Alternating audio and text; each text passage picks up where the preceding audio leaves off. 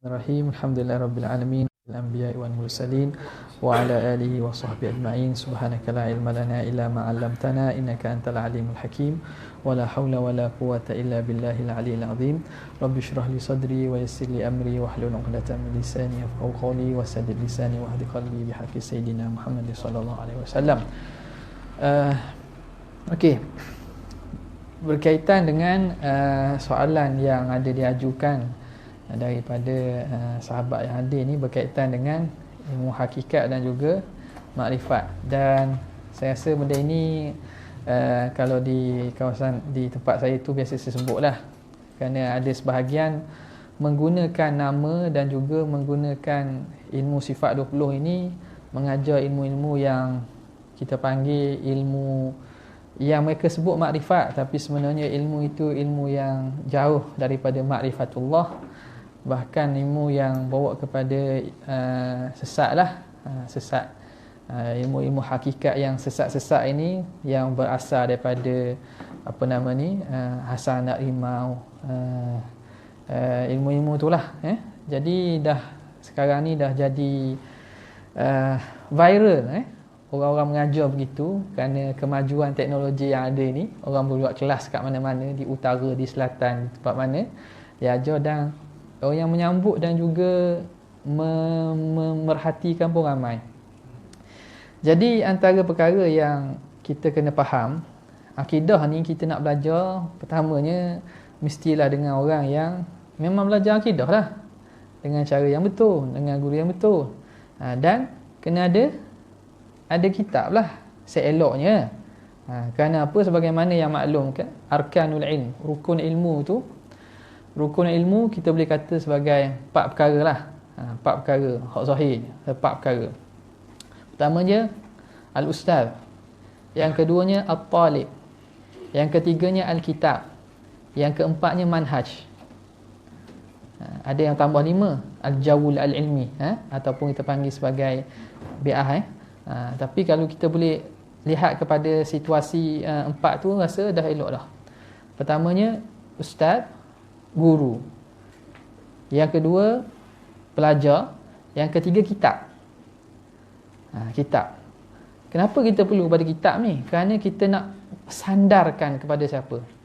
Sebab kalau semata-mata kita borok mulut, cakap berborok dari segi mulut, orang boleh kata macam-macam. Sebagaimana golongan-golongan ajaran yang dikatakan ajaran hakikat ni, mereka bincang bukan main. Bahkan mereka hafal matan, sebut matan Ummul Barahin tu. Wa amal burhanu wujud, dia boleh sebut. Wa hudusul alam boleh sebut. Walaupun salah baris kadang-kadang. Sebab mereka tak pandai bahasa Arab. Baca ayat Quran tu boleh keluar ayat ini, surah ni, walaupun kadang-kadang dia salah. Dan tafsiran mereka, tafsiran ikut sukalah. Tafsiran ikut mereka tafsir. Jadi golongan ini kita panggil golongan borok, berborak. Bual je lah, bual. Sebab itu perlu pada kitab. Kurang-kurangnya apa yang kita sebut itu ada sandarannya. Yang seterusnya, yang keempat ialah al-manhaj. Manhaj yang dibawa dalam apa-apa majlis ilmu. Maknanya kadang-kadang yang berlaku, ustaz, guru ada, pelajar ada, kitab ada, tapi tidak dibawa manhaj yang betul. Baca, nak mengajar mazhab fiqh, mengajar fiqh, guna kitab al-um. Lepas tu baca kitab kritik pula Imam Syafi'i. Faham tak? Ibarat Imam Syafi'i tu tak faham. Ada berlakulah masalahnya. Baca kitab besar-besar, kata kitab apa, Majmu' ataupun Bidayatul Mujtahid. Baca, ada pelajar, ada guru, ada kitab, tapi bukan dengan manhaj yang betul. Maka jadi masalah. Kerana itu penting 4 perkara ni lah. Jadi golongan yang bawa ilmu hakikat, ilmu makrifat ni, mereka kita panggil ilmu borok, buah cerita bab ni. Kadang masukkan tentang sifat ma'ani, ma'nawiyah, salbiyah. Bukan bincang ketuhanan. Sifat ma'ani pada kita, sifat ma'nawiyah pada kita, sifat salbiyah pada kita, sifat nafsiyah pada kita. Lepas tu asyhadu an la ilaha illallah tu. Asyhadu tu diterjemahkan melihat. Ada orang bahasa Arab tak ada asal. Faham asyhadu tu menyaksikan dengan maksud melihat. Jadi apa yang akan jadi dengan maksud melihat? Tengok lah. Dah bila sampai rukun syahadah yang kedua pula, aku menyaksikan dan melihat Muhammad Rasulullah. Dia tanya pula, bila awak dapat lihat Muhammad tu? Bila tak lihat, tidak menyaksikan lagi. Muhammad itu telah mati 1400 tahun dahulu. Jadi Muhammad mana ni? Rukun syahadah tak betul. Tidak beriman. Jadi Muhammad tu Muhammad yang ada pada kita. Ada sifat tabligh, sidik, fatonah. Oh gitu pula. Sedap dengar kan? Dengar sedap. Dah, dia padahal i'tiqad, asyhadu tu aku i'tiqadkan dan aku yakin dan aku jazam dan aku memberitahukan selainku bahawa Nabi Muhammad tiada Tuhan kecuali Allah dan bahawa Nabi Muhammad pesuruh Allah, bukan dengan lihat dengan mata. Bukan lihat dengan mata, i'tiqad dan berpegang dan memberitahukan kepada selain daripada aku. Golongan ni ada, dah saya pernah ikutlah. Dia punya FB live lah semua. Mengajar 11 malam, 12 malam, 1 malam. Jadi ilmu begitu sebenarnya apa dia cuba nak bawa? Nak bawa kepada nak mengatakan bahawa diri Muhammad tu Muhammad kita. Jadi kita ni dia lain dengan ahli sunnah wal jamaah. Ahli sunnah wal jamaah, Rasulullah sallallahu alaihi wasallam tu sebagai pintu kita pada Allah Taala, dia yang menyampaikan Islam, menyampaikan kepada kita ilmu kan. Bukan kata nak meresapkan diri hakikat Muhammadiyah dalam kita itu kan. Ini kata antara, tapi apa yang menjadi masalahnya, mereka menggunakan nama sifat 20, hakikat. Bahkan kita yang mengaji berkitab, yang belajar ni tak sampai lagi kata dia. Tak sampai lagi. Dan kadang-kadang sebenarnya boleh nak cuba nak dekatkan antara hamba dengan Tuhan. Nak dekatkan antara hamba dengan Tuhan. Makna nak padukan sifat nafsiah Tuhan dengan sifat nafsiah kita, ma'ani Tuhan, ma'ani kita, maknawiah Tuhan, maknawiah kita. Padahal ini menjadi hulul ittihad ni. Tak betul ni. Ni sebab tinggal semayang. Tak puasa. Sebab gini lah. Ahli sunnah nak mentahkikkan ubudiyah tu, nak menjauhkan kita, nak jadi beza kita dengan Tuhan tu. Al-abdul abd wa rabbu rabb wa hunaka al-fariq bainal makhluq wal khaliq. Hamba tetap hamba, Tuhan tetap Tuhan. Di sana ada beza antara Tuhan dan hamba. Maka akidah ahli sunnah, mereka cuba nak menunjukkan ubudiyah, rendahnya kita dan maha tingginya Tuhan. Bukan nak pergi dekat. Dekat ke mana? Dekat sehingga gugur taklif tu yang cuba nak dibawa tu. Kita nak merasakan kehambaan, kehinaan kita dan merasakan uluhiyah, ketinggian Allah SWT. Itu yang akidah yang dibawa ataupun ilmu hakikat yang dibawa oleh ahli sunnah wal jamaah. Sebab itu kita dapati ulama-ulama yang muktabar, mereka sampai ketua kuat ibadat, lebih kuat daripada kita lagi. Bukan dengan golongan ni. Hanya buah sedap buah ni kan. Lepas tu, tapi bila bab amal tak ada, tinggal. Itu kena jaga-jagalah. Sebab nampak ada kecenderungan zaman ni orang nak cari balik, kata ilmu yang tercicir, yang tak diajar. Kalau orang faham bahasa Arab, nampak jelas-jelas orang yang cakap tu tak betul. Sebab ilmu dia ambil daripada kitab Sanusiah, ilmu sifat 20. Terjemah pun tak betul. Sehingga kita akan masuk lepas ni bab ahwal yaumul akhirah kan. Ahwal akhirah.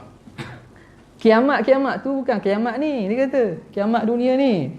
Dia nak menafikan kiamat tu, hak Tuhan sebut dalam Quran. Azab kubur tu bukan azab kubur dalam kubur. Azab kubur tu hak sekarang ni. Sampai begitu lah. Sampai begitu. Jadi benda ini bahayalah bagi orang awam yang tidak ada asas akidah. Sebab itu kita asas kita, sebab itu setengah daripada jabatan agama mensyaratkan guru mengajar tu kena ada kitab kan. Ada kitab supaya apa? Panduan awak di mana. Bukan sekadar kita cakap buah borok tu, boleh cakap tinggi langit boleh. Tak? Puak-puak ni tuduh Isra' Mi'raj tiap-tiap malam ikut Isra' Mi'raj. Okey. Jadi Itu antara perkara yang kita kena faham dalam ilmu akidah ni, bahawa akidah dan syariah itu satu, dan itu perkara yang dibawa oleh Rasulullah sallallahu alaihi wasallam. Mereka datang ke kisah Sayyidina Khidir dengan Sayyidina Musa alaihi salam. Antara Musa dan Nabi Khidir. Khidir nabi. Nabi Musa nabi lagi rasul. Antara pangkat dua tu mana lagi tinggi? Rasul lah, Nabi Musa. Tapi ilmu boleh jadi Nabi Khidir ada ilmu yang tak ada pada Nabi Musa.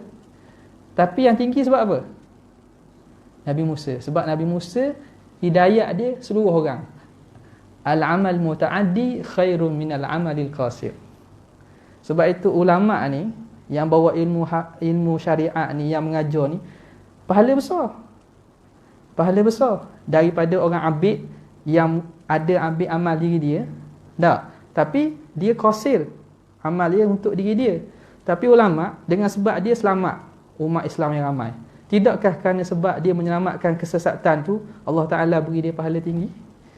Jadi kita tak boleh hina orang-orang yang bawa ilmu zahir ataupun ilmu ni.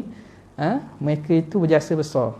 Ni golongan ni dia bagi dia, ulama-ulama zahir ni tak sampai lah bagi dia. Dia itulah sampai.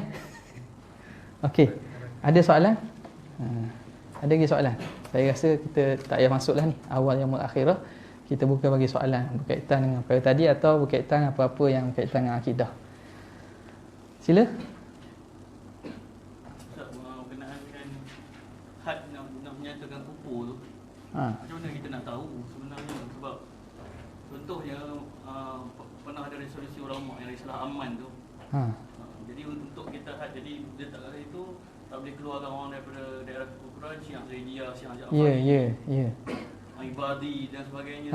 Tapi saya yalah situ pun ada wakil-wakil ulama dia Ayatullah Sistani, Ayatullah Khomeini apa semua kan. Tak mari tu. Waktu tak mari Sistani dengan Khomeini tak mari. Risalah aman tu masa tu saya ada di Jordan.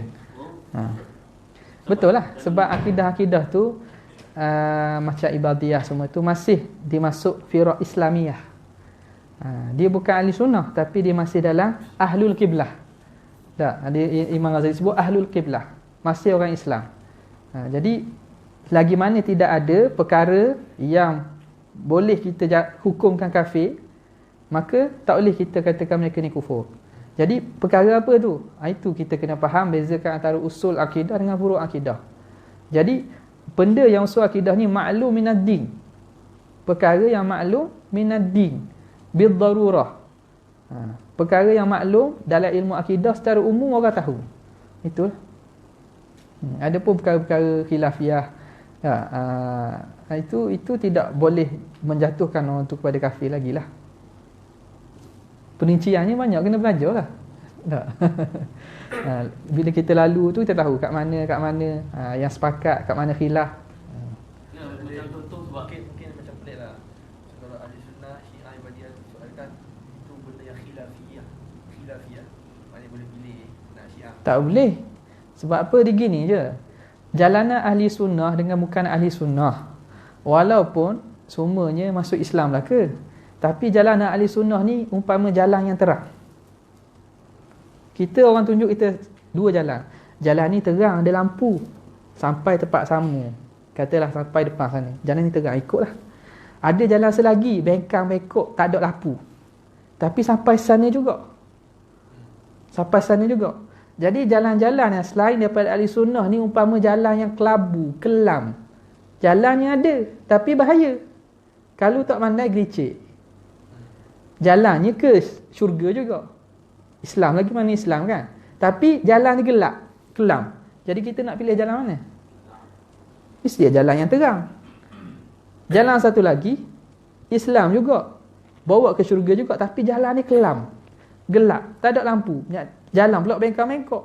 Jadi kalau orang tak pandai, boleh jadi sesat terus, tak sampai terus. Boleh jadi jatuh dalam gaung ke apa. Jadi bandingkan begitulah. Ini jalan yang lurus. Kalau macam yang pendapat khatim bahkan tadi itu 72 golongan sesat dia daripada akidah, dia senaraikan Mu'tazilah, dia senaraikan Syiah, dia senaraikan Murji'ah. Tapi yang Ustaz maksudnya muzakarah tadi tu maksudnya tak boleh senang-menang nak kata Mu'tazilah tu kufur belaka. Iyalah. Kufur. Tak boleh kata kufur kecuali benda tertentu yang keluar daripada kufur. Contohnya masalah al-bada'. Al-bada', ilmu Tuhan Allah tak bila berlaku baru Tuhan tahu. Itu menafikan ilmu Tuhan secara tafsil. Ambil daripada pahaman falsafah. Bisalasatin kafaral falasafatil ida id ankaruha wa hiya haqqun muthbitah ilmun bijuz'iyyin hudutsu awalimi hasyrun li ajsadin wa kanat mayyitah. Ilmu bijuz'iyyin, Tuhan tahu secara perinci perkara-perkara tu. Jadi orang yang mengatakan al-bada' ni, mereka kata Tuhan bila berlaku baru Tuhan tahu. Sebelum berlaku Tuhan tak tahu lagi. Bila dah berlaku baru Tuhan tahu. Maka dia menafikan ilmu Tuhan yang azali, yang tafsili berkaitan seluruh perkara. Jadi ini boleh buat kufur. Nampak? Amal misi sebenarnya fokus dia lebih kepada politik sebenarnya, bukan untuk agama. Tu. Itu masing-masing pandangan lah. Untuk politik lah kalau macam Trump. Tapi dia betul lah untuk politik. Politik ni agama ke tak? Payah nak jawab. Jadi bila buat gitu orang datang tu ulama, walaupun apa-apa asas dia pun nak tarjihkan mana-mana, dia tak akan boleh buat perkara yang menyalahi. Salah tak boleh pilih. Tapi bila ada tu maknanya itu tak boleh nak kata salah lagi lah. Sebab yang datang tu baru ulama juga. Wakil-wakil dia tu. Wakil-wakil jugalah. Tapi adakah itu menyebabkan kita kena ikut Syiah? Tak. Tidak sama sekali. Adakah kerana resolusi aman kita kena ikut Ibadhi, kena ikut Syiah? Tidak. Jangan masuk jalan gelak-gelak ni. Gitu. Kita membentangkan kepada kebinasaan dia. Kalau macam Mu'tazilah dikatakan ada orang dia yakin betul-betul dengan pahaman salah wal aslah tu. Nak kira macam mana tu? Sesat berdosa. Itu ada dia dalam akidah kita ahli sunnah wal jamaah, golongan yang firaq yang lain daripada ahli sunnah ini hukumnya fasik lah, maknanya berdosa lah. Berdosa tapi tidak jatuh kufur kalau dia bukan perkara yang menyebabkan kafir. Dia masih dikira Islam tapi dosa lah. Kira dosa lah. Akhirat lagi Allah Ta'ala timbang. Syekh Imam Zamakhsyari, tak? Imam Syari tulis kitab di pandangan Mu'tazilah. Jadi macam mana dia kedudukan di akhirat, Allah Ta'ala tentulah. Boleh jadi kerana sebab jasanya yang banyak, dosa dia pun Mu'tazilah tu Tuhan kira juga. Dia Tuhan beri rahmat dia, ampun dia. Tapi dia masih dalam golongan Ahlul Qiblah, Islam lagi.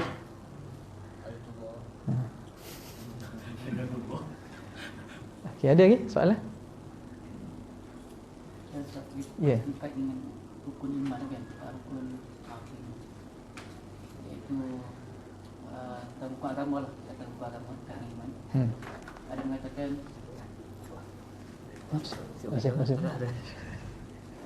ada mengatakan ialah rukun agama hilang lah, ada kata 3, kata 4. Dia ada yang kata 4 tu apa? Yang imamah. Bukan imamah, tapi yang apa tu? Tanda-tanda kiamat.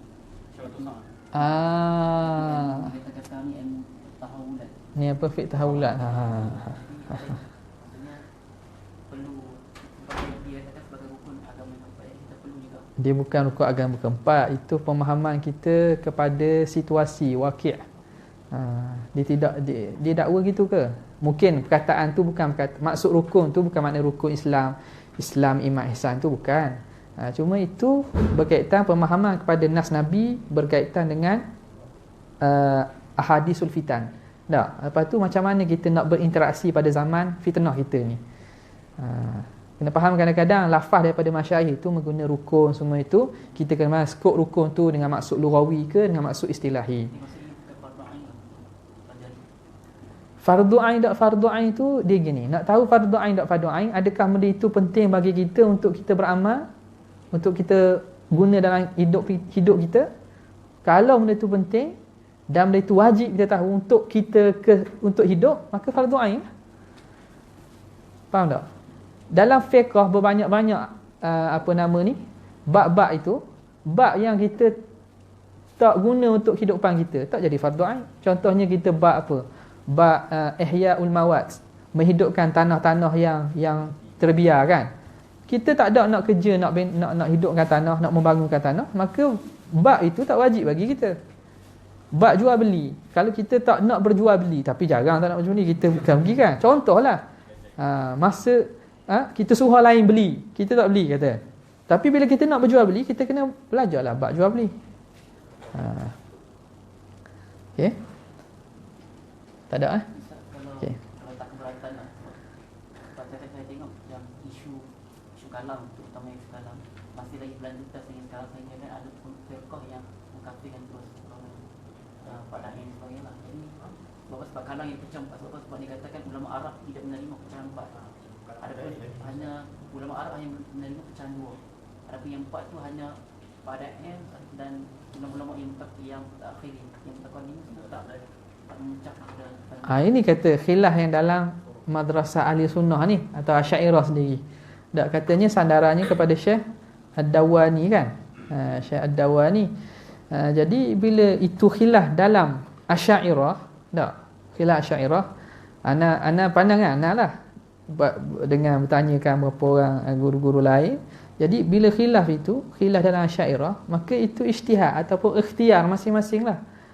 Kena faham skop dia kat mana tu. Adakah ini khilaf antara ahli sunnah dengan bukan ahli sunnah, ataupun khilaf dalam Asy'ariyah sendiri. Ada perbezaan tu, adakah boleh menyebabkan kepada kufur ataupun lari daripada kaedah ahli sunnah, ataupun khilaf itu terbina atas dasar kaedah ahli sunnah, kaedah Asy'ariyah sendiri. Jadi benda tak patut dipanjangkan lah, sebab tak ada faedah pun. Iyalah, sebab apa? Sebab masing-masing nak menang. Apabila masing-masing ada i'jabul mar'i bi ra'yih, seseorang tu dia ta'ajub dengan pandangan diri dia, jadi dia payah nak terima pandangan orang. Dia sebab itu Allah yahdi man yasha wa yudhillu man yasha. Kita kadang kita terangkan dalil pada orang payah nak terima. Sebab apa? Wa fi qulubihim ghulf, tertutup hati, nak terima, nak buka payah. Nampak tak? Jadi dalam masalah ni kita kena berlapang, tarik nafas, tak, kena istikharah, kena ni. Dan adakah khilaf itu memberi faedah pada kita? Nama pun ilmu kalam. Kalam jadi tak habis kalam. Kalam ni tak habis. Ala kulli hal, benda itu akan mengalihkan tumpuan kita daripada memahami akidah Asy'ariyah sebetul-betulnya kepada membincangkan benda-benda furuk yang tidak memberi faedah pun kepada masyarakat. Ya. Satu soalan. Dalam satu buku yang banyak beredar, disebut lebih kurang itu orang yang mengaji pengajian sifat 20 ni akidahnya masih belum betul selagi belum lagi belajar ilmu hakikat. Ini yang saya masukkan tadi tu. Hakikat mana tu? Tu saya sebut awal-awal tadi. Itu perkataan tu orang yang belajar sifat 20. Maksudnya dia kata belum memadai lagi, ataupun bila kata belum memadai maksudnya belum sah tak? Ya. Belum sah apabila belum lagi mempelajari ilmu hakikat. Okey, tanya dia apa itu ilmu hakikat. Sekarang ni bila kita nak hukum kepada sesuatu, kita kena tahu apa itu ilmu hakikat. Kita tahu apa itu ilmu hakikat tu. Al-hukmu ala syai' far'un an tasawwurihi. Ilmu hakikat manakah maksud awak? Hakikat zat Tuhan? Tak ada orang boleh tahu.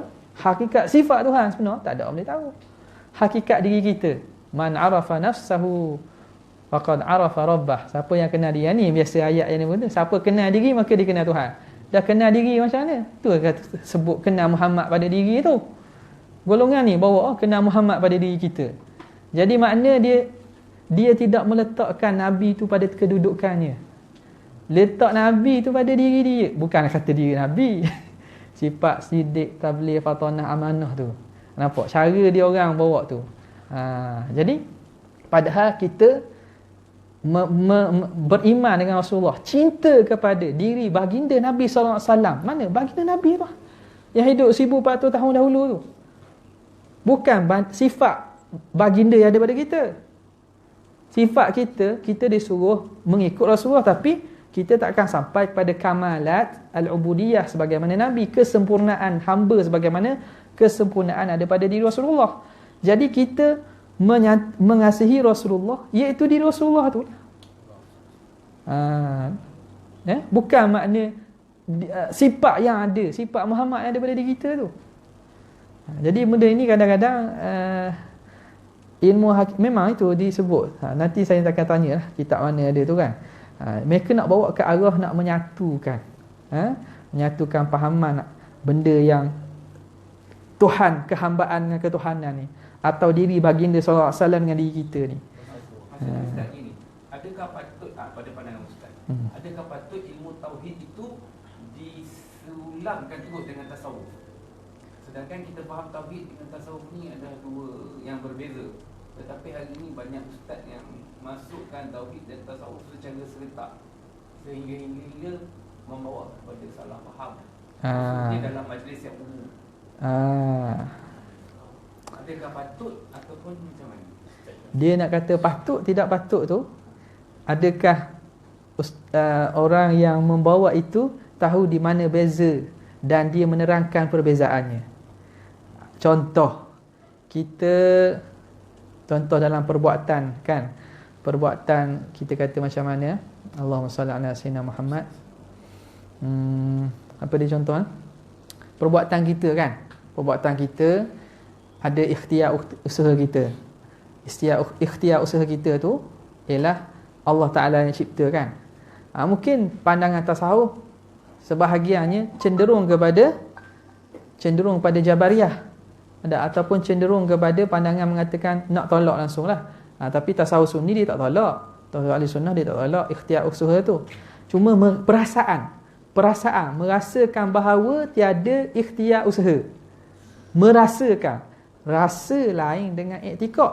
Faham? I'tiqad dengan rasa. I'tiqad tu akidah yang ditanam bahawa kita segala perkara Allah yang membuat. Usaha kita Allah juga buat. Tapi kita dinisbahkan usaha bagi kita kerana ada iradat kita, ada kehendak kita, ada arah hati kita. Okey, itu kita dihisap di atas itu. Cuma di sisi tasawuf kadang-kadang kalam-kalam tasawuf mereka nak beri supaya rasa tak ada usaha. Nak beri rasa lain. Tapi itu kan pengajian tasawuf. Ya. Digabungkan dalam pengajian tasawuf. Jadi macam saya cakap ni kan, saya cakap dua-dua tu. Tapi saya khabar ni akidah, ni tasawuf. Bila beritahu gitu selesailah. Tapi makna kalau mungkin maksud tuan tadi gabung tanpa menyatakan di mana hak tasawufnya, di mana hak akidahnya, itu mungkin boleh jadi keliru, menyebabkan sehinggakan orang tu nak tolak langsung ikhtiar usaha. Kalau kata contohnya, tak nak kata makan, tak boleh kata aku makan tu. Tak, kita nak balik, tak boleh kata. Tak boleh kata, kita kena kata Tuhan. Kena ingat nak beri rasa tu supaya berlafaz pula. Semayang tu Tuhan. Tak, Tuhan yang beri tu semayang. Nak buang kita, nak buang aku, nak buang kita, nak buang tu. Dah lafaz niat kan? Usolli. Aku semayang. Nawaitu. Aku juga. Nampak tak? Jadi dalam masalah ni betul lah. Kadang saya faham dia tu, dan menariklah tu untuk bincangkan, tapi mungkin bukan secara terbuka beginilah. Tapi maknanya nak mengatakan salah itu kita tengoklah pembawakan tu. Yang pastinya akidah itu dia ada kaitan antara fiqh tasawuf, ada kaitan. Cuma di mana hak akidahnya, di mana tidak termasuk ilmu akidah atau dikata ilmu tasawuf. Boleh? Wallahu taala alam. Wabillahi taufiq wal hidayah. Wassalamualaikum warahmatullahi wabarakatuh. Jazallahu anna sayyidina Muhammadan sallallahu alaihi wasallam ma huwa ahlu. Jazallahu anna sayyidina Muhammadan sallallahu alaihi wasallam ma huwa ahlu. Jazallahu anna sayyidina Muhammadan sallallahu alaihi wasallam ma huwa ahlu. Subhana rabbika rabbil izzati amma yasifun wa salamun alal mursalin walhamdulillahi rabbil alamin.